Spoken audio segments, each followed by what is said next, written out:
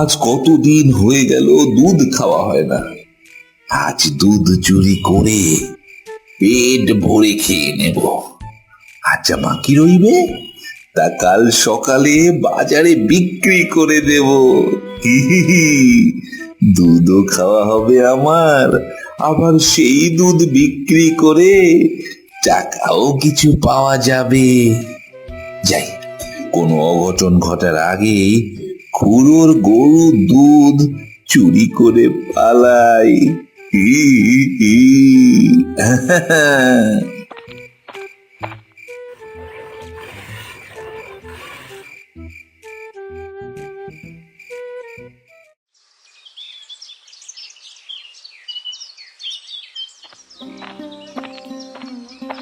কই রে মালতী, সুমতি, কোথায় তোরা? জলদি করে বালতি নিয়ে গোয়াল ঘরে আয়। বেলা যে ফুরিয়ে গেল, দুধ নিয়ে বাজারে যেতে হবে তো নাকি? কি গো বাবা, সামান্য একটা বালতির জন্য সকাল সকাল ডাকছো কেন? তোমার জন্য কি একটু ঘুমোতেও পারবো না? দুধ নিয়ে বাজারে যাব, তাই বালতির জন্য ডেকেছি। তোমার বড় মেয়েকে কি চোখে দেখো না? সব কাজে কেন আমাকেই আগে ডাকো? থাক সুমতি, তুই ঘরে গিয়ে ঘুমা, আমি বাবাকে বালতি এনে দিচ্ছি। এ কি সর্বনাশ কাজ! গরুর দুধ গেল কই? হায় হায় হায়, কোন চোরে আমার এত বড় সর্বনাশ করলো রে! আমার সব দুধ যে চুরি হয়ে গেল রে।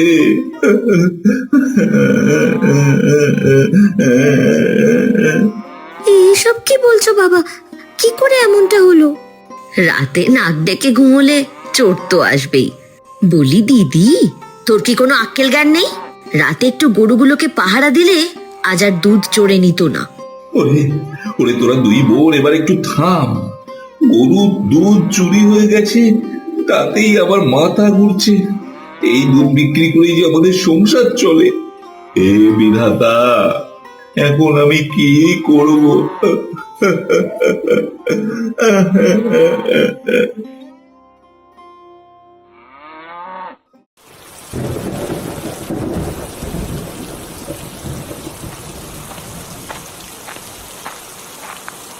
মালতী, সুমতি, আমার আমার শরীরটা ভালো ঠেকছে না। তোরা কেউ গিয়ে আজ গরুটার জন্য ঘাস নিয়ে আয়। গরুগুলো যে সকাল থেকে না খেয়ে আছে। বাবা, আমি তো রান্না করছি, ঘাস কাটতে গেলে রান্না পুড়ে যাবে। সুমতি, তুই গিয়ে গরুর জন্য অল্প কিছু ঘাস নিয়ে আয়। কেন দিদি, আমি যাব কেন? এই বৃষ্টির ভেতরে আমি কোনো ঘাস আনতে পারবো না। বেশি দরকার পড়লে তুই নিজেই যা। মালতী তো রান্না করছে, ততক্ষণে তুই কিছু ঘাস কেটে নিয়ে আয় না মা। না না বাবা, এই বৃষ্টিতে ভিজলে আমার জ্বর চলে আসবে। আমি কোনো ঘাস টাস কাটতে পারবো না, তুমি দিদিকে যেতে বলো। আমি তো রান্না করছি, রান্না ফেলে যাব কিভাবে? তুই তাহলে রান্না কর, আমি ঘাসটা কেটে নিয়ে আসি। আরে তোর যখন রান্না শেষ হবে তখনই যাবি, আমি কোথাও যেতে পারবো না, আর রান্নাও করতে পারবো না। বুঝেছি, তোরা কেউ যাবি না, আমি নিজেই যাচ্ছি। হে বিধাতা, আমাকে রক্ষে করো।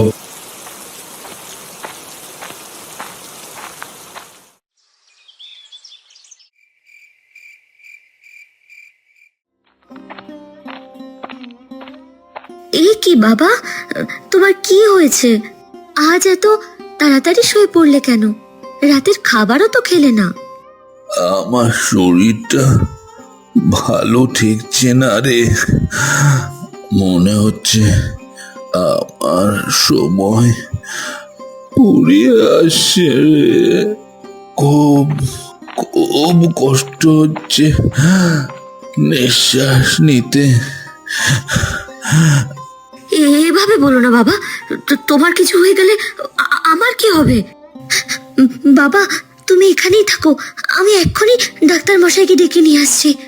না রে মা, তোকে এই রাতের বেলা কোথাও যেতে হবে না। আমার সময় যে শেষ, আমি মনে হয় আর বাঁচব না। এভাবে বলো না বাবা, তুমি সুস্থ হয়ে যাবে। দেখো, তুমি সুস্থ হয়ে যাবে। শোন মালতী, সুমতি, আমি মারা গেলে তোরা দুই বোন কোনো ঝগড়া করিস না। আমার সব কিছু তোরা সমান ভাগে ভাগ করে নিস। কেউ কাউকে ঠকাস না। আমার কথা অক্ষরে পালন করিস। আমি এবার আসি রে। না বাবা, তুমি আমাদের ছেড়ে কোথাও যেতে পারো না, কোথাও না বাবা।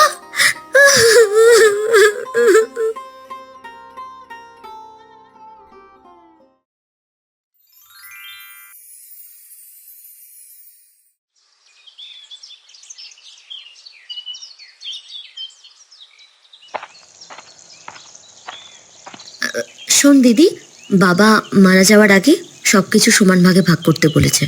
হ্যাঁ, সে তো বলেছে, কিন্তু তাই বলে আজই সব ভাগ করতে হবে?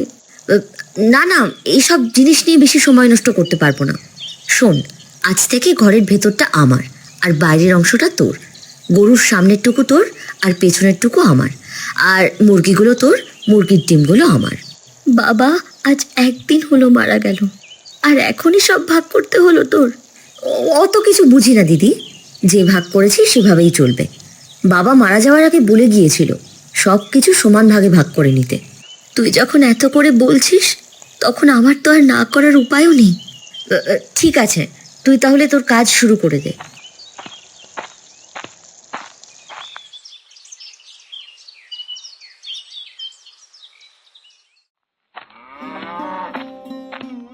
কই রে মালতী, সুমতি, আমাকে 1 কিলো দুধ দিয়ে যা। আজ যে আমার বাড়িতে অতিথি আসবে। তুমি একটু দাঁড়াও ঠাকুমা, আমি এখনই তোমাকে গরুর দুধ দিচ্ছি। হ্যাঁ রে, আজ একটু বেশি করে দিস। তোদের গরুর দুধটা বেশ ভালো হয়। তা কত টাকা করে আজ দর? আজ 50 টাকা করে দর দিতে হবে ঠাকুমা, এর 1 পয়সাও কম হবে না। সে ঠিক আছে সুমতি, আমি 50 টাকা করেই দেব। এবার দুধটা আমাকে দে। আগে টাকা দাও ঠাকুমা, তারপরেই দুধ পাবে। কারণ দুধের অংশটা বাবা মারা যাওয়ার আগে আমাকেই দিয়ে গেছে। এসব কি বলছিস? দুধের অংশটা তোর মানে? হ্যাঁ ঠাকুমা, বাবার কথা মতো গরুর সামনের অংশটা আমার আর পেছনের অংশটা সুমতির। তার মানে ঘাস খাওয়ায় মালতী আর দুধ নেয় সুমতি? এ কেমন ভাগ রে বাবা! উফ, ওসব ভাগ তুমি বুঝবে না। টাকা দিয়ে দুধ নিয়ে বিদায় হও।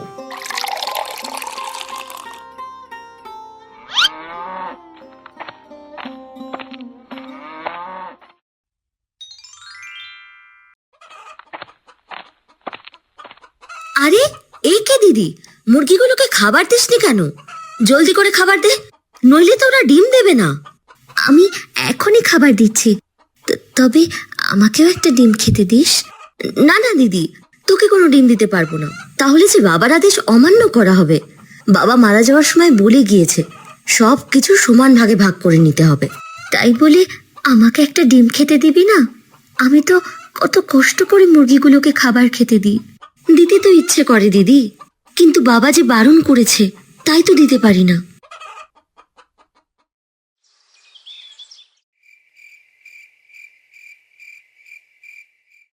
অনেক রাত হয়েছে, এবার ঘরে গিয়ে একটু ঘুমিয়ে নি। সেই সকাল থেকে গরুকে খাওয়ানো, মুরগিকে খাবার দেওয়া সহ কত কাজ করেছি। এসব কি বলছিস দিদি? ঘরে ঘুমাতে যাবি মানে? জানিস না বাবার কথা? ঘরের ভেতরটা আমার আর বাইরের অংশটা তোর। আরে তুই কি সব বলছিস? আমি তাহলে ঘুমাবো কোথায়? এখন থেকে তোকে বাইরেই ঘুমোতে হবে দিদি, নইলে যে বাবার আদেশ অমান্য করা হবে। এইসব কি বলছিস? বাইরে ঘুমাতে যে আমার বড্ড ভয় হয়। আমার কিছুই করার নেই রে দিদি, নইলে আমি তোকে ঘরেই ঘুমাতে দিতাম। আমাকে ভুল বুঝিস না দিদি, এসব যে বাবারই কথা, তার আদেশ অমান্য করে কিভাবে বল?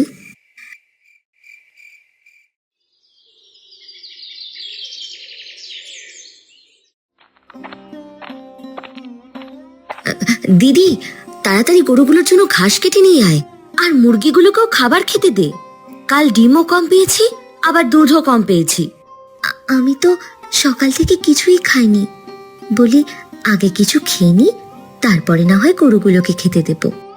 আরে না না, তুই পরে খাবি, আগে গরু ও মুরগিকে খেতে দে। ভুলে যাস না বাবা মারা যাওয়ার আগে কি বলেছে। তুই তো কোনো কিছুই করছিস না, আজ তুই একটু গরুগুলোকে খেতে দে না হয়। আহা, তোর কাজ আমি করব কেন? তাছাড়া আমার অনেক কাজ আছে। আমি এখন বাজারে গিয়ে ডিমের দোকানদার ও মিষ্টির দোকানদারের সাথে কথা বলবো। কাল থেকে বেশি দামে দুধ আর ডিম বিক্রি করতে হবে। ঠিক আছে, তুই তবে বাজারে যা, আমি ততক্ষণে কাজ শেষ করি।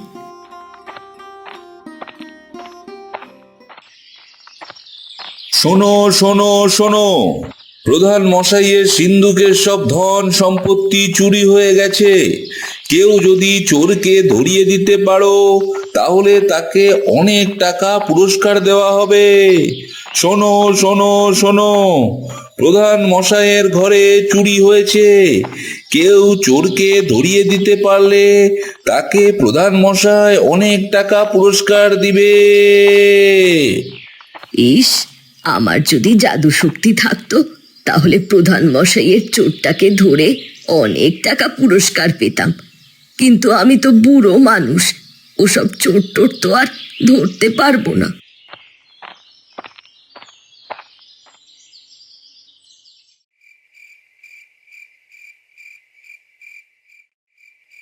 সুমতি, বাইরে অনেক ঠান্ডা, আমি যে বাইরে ঘুমোতে পারি না, আমাকে ঘরে ঢুকতে দে বোন। আমি তো তোকে ভেতরে নিতে চাই দিদি, কিন্তু বাবার আদেশ যে অমান্য করতে পারবো না। তুই চোখ বুজে ঘুমিয়ে পড়, একটু পরেই সকাল হয়ে যাবে। ও বাবা, তুমি আমাকে কোথায় রেখে গেলে? তোমার কথা যে আমার খুব মনে পড়ছে। কিরে মালতী, তুই কাঁদছিস কেন? তুই কাঁদলে যে আমি মরেও ভালো থাকতে পারি না। বাবা, তুমি তুমি কি করে এখানে এলে? ভয় পাস না মা, তোর কষ্ট দেখে আমিও আর থাকতে পারলাম না। শোন, তোকে মরে গিয়ে একটা উপকার করতে চাই, যাতে তোকে আর কষ্ট করতে না হয়। কি উপকার করবে বাবা? তুমি তো আর এখানে নেই, তুমি থাকাটাই যে আমার অনেক বড় উপকার। শোন মা, কাল তুই প্রধান মশাইকে বলবি তার সিন্ধুকের ধন সম্পত্তি সব মাখন চোর চুরি করেছে। এতে প্রধান মশাই চোর ধরার পুরস্কার তোকে দিবে। সেটা পেলে তোকে আর কষ্ট করতে হবে না। ঠিক আছে বাবা, তুমি যেভাবে বলছো আমি সেভাবেই সব করব।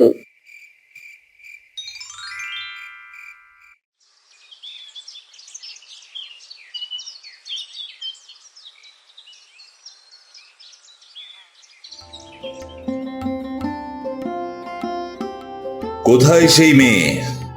তাকে ভেতরে নিয়ে আয় হরি। আমি জানতে চাই কে আমার ধন সম্পত্তি চুরি করেছে। আমি এখনই তাকে ডেকে আনছি প্রধান মশাই। মালতী, ভেতরে আয় তো।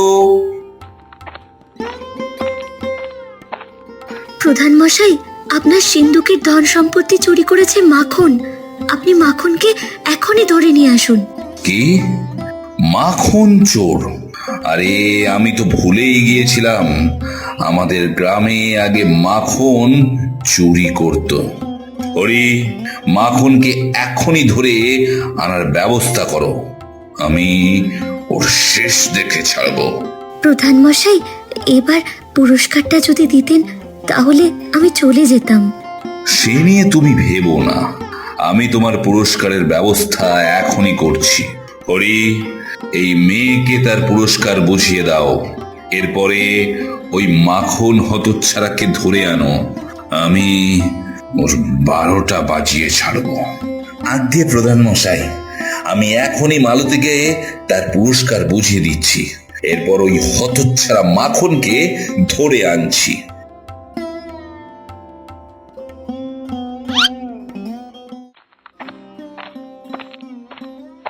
সুমতি, আমাকে 1 কিলো দুধ দে, আজ দুধ দিয়ে পিঠে বানাবো। শোনো ঠাকুমা, এইসব দুধের জন্য আমার কাছে আর আসবে না। এখন থেকে দুধ বিক্রি করবে মালতী, আর আমি শুধু টাকা নেব। সে না হয় দেব, তা শুনলাম মালতীকে নাকি প্রধান মশাই অনেক টাকা পুরস্কার দিয়েছে। হ্যাঁ, সে তো দিয়েছে, তবে শোনো, ওর পুরস্কারে আমারও ভাগ আছে। বাবা বেঁচে থাকতে বলেছিল যা কিছু আছে সব কিছু 2 বোনকে ভাগ করে নিতে। আরে, এই সুমতি তো দেখছি খুব চালাক, মালতীকে একের পর এক ঠকিয়েই যাচ্ছে। না না, এটা আমি হতে দিতে পারি না। এর একটা বিহিত আমাকে করতেই হবে। আরে কি হলো ঠাকুমা, কি এত ভাবছো? কই না তো। শোন, মালতীকে আজ আমাদের বাড়িতে একটু পাঠিয়ে দিস তো, ওর সাথে আমার একটা কথা আছে। আরে ঠিক আছে, সে না হয় পাঠিয়ে দেব। এবার তুমি যেতে পারো।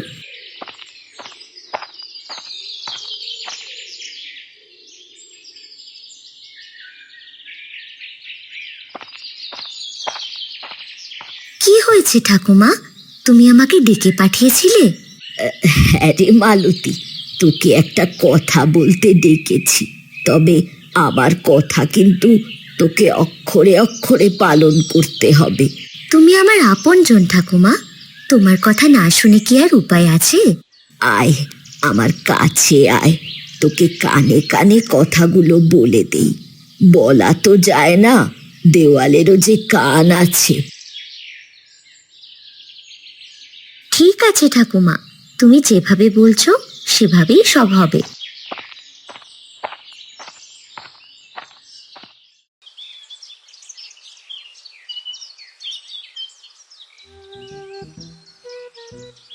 যাই, মুরগিটা বাজারে বিক্রি করে দিয়ে আসি। এইসব তুই কি করছিস দিদি? মুরগি বিক্রি করে দিবি মানে? আমার মুরগি আমি বিক্রি করব, তাতে তোর কি? তোর ডিম তো আর আমি হাত দিয়েও ছুঁইনি, তাই বলে সব মুরগি বিক্রি করে দিবি? ওতে তো আমারও ভাগ আছে। ও মা, সে কি করে হয়? তুই নিজেই তো বলেছিস বাবা তোকে ডিম নিতে বলেছে আর মুরগি আমাকে দিতে বলেছে। আমি তো আমার মুরগিটাই নিলাম। আমার সাথে চালাকি করবি না দিদি, তবে কিন্তু একদমই ভালো হবে না, এই আমি বলে দিলাম।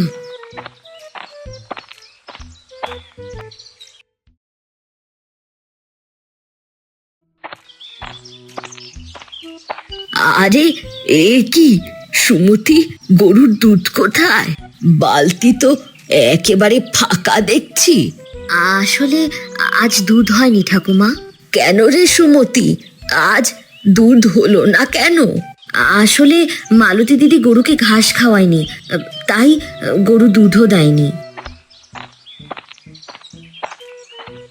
আরে এই দিদি, তুই গরুকে আজ ঠিক মতো ঘাস খাওয়াসনি কেন?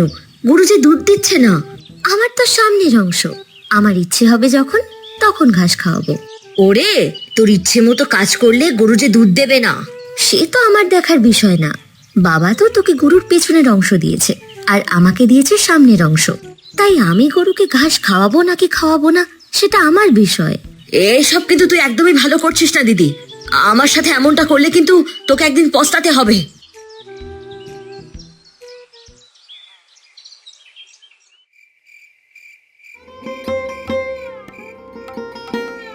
কি রে দিদি, তুই ঘরের দরজার সামনে দাঁড়িয়ে আছিস কেন?